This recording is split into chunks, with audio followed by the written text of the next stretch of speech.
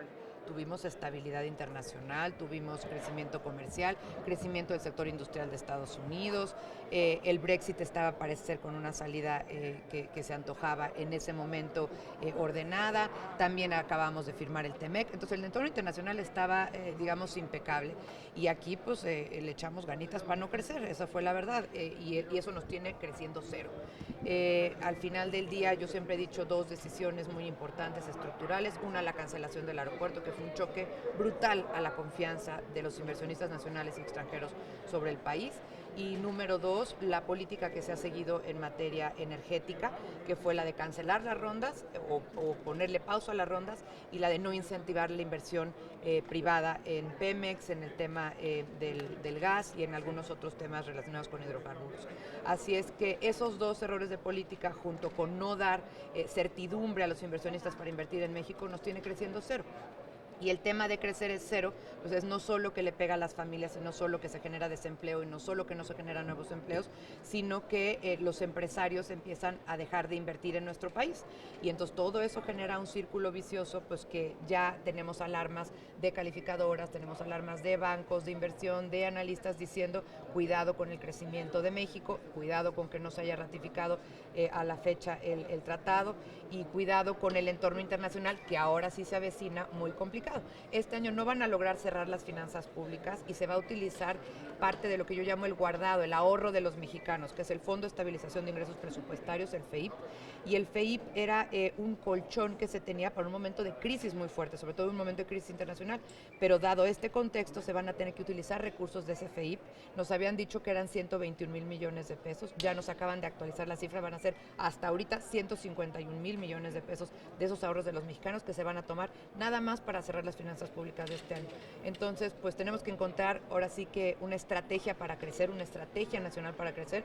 Qué bueno que se esté viendo el tema de infraestructura con el sector privado, esos 160,000 millones de pesos de los que se hablaron ayer, pero no es suficiente. Se necesita cambiar radicalmente la política económica, la política energética para generar confianza en México, blindar a nuestra economía para lo que viene. Y si no crecemos, una economía que no crece es una economía que no genera desarrollo y no genera empleos. Entonces, ¿en qué basa el presidente su optimismo de decir que vamos bien? Incluso ahorita en la Cámara tiene bastantes dificultades para aprobar el presupuesto para 2020. El Instituto Mexicano de Finanzas, el IMEF, ayer bajó su expectativa de crecimiento a 0.1%. Entonces, estamos ya en el rango cercano a cero de las expectativas de crecimiento. No lo digo yo, lo hizo el Fondo Monetario, el Banco Mundial, la OCDE, los bancos de inversión, las calificadoras. Entonces, pues ahí están las cifras, ¿no? Y las cifras, esas no se interpretan, es lo que es, y están las cifras del INEGI. Lo que hemos crecido el primer trimestre, el segundo trimestre, el tercer trimestre, estamos diciendo, como bien se señalaba, debajo de cero o cero.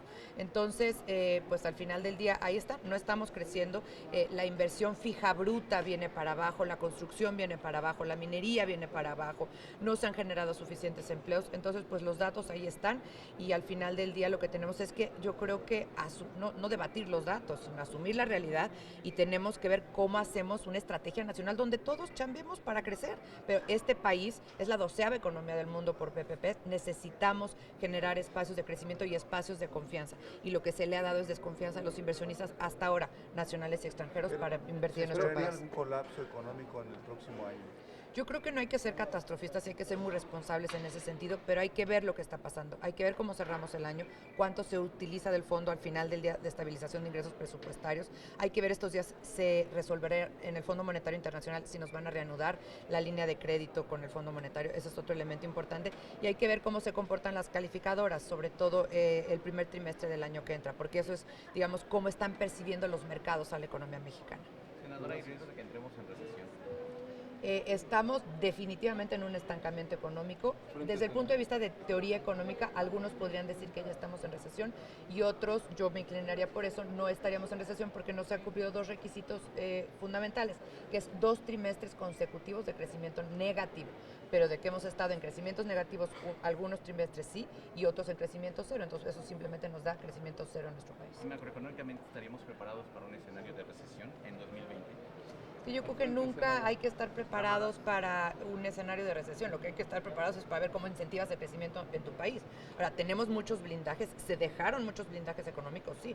A ver, cuando se dice finanzas sólidas y macroeconomía sana, esto quiere decir que teníamos un fondo de estabilización de casi 300,000 millones de pesos que hoy se van a usar en más del 50%. Era un colchón que se quedaba para crisis. Ahí está y se está pudiendo usar. Eso quiere decir que estaban las finanzas públicas sanas. Por el otro lado, teníamos una línea de crédito negociada con el Fondo Monetario. Eso también era otro colchón que teníamos para casos de emergencia. Y otro colchón para casos de emergencia son las reservas internacionales. Lo que uno no quiere es acudir a esos colchones, pues porque entonces luego se queda uno sin nada. Y si viene un contexto internacional mucho más difícil, pues la respuesta ¿y qué vamos a hacer? Y si además no estamos creciendo, pues no son buenas noticias. Gracias. Gracias. Gracias. Gracias.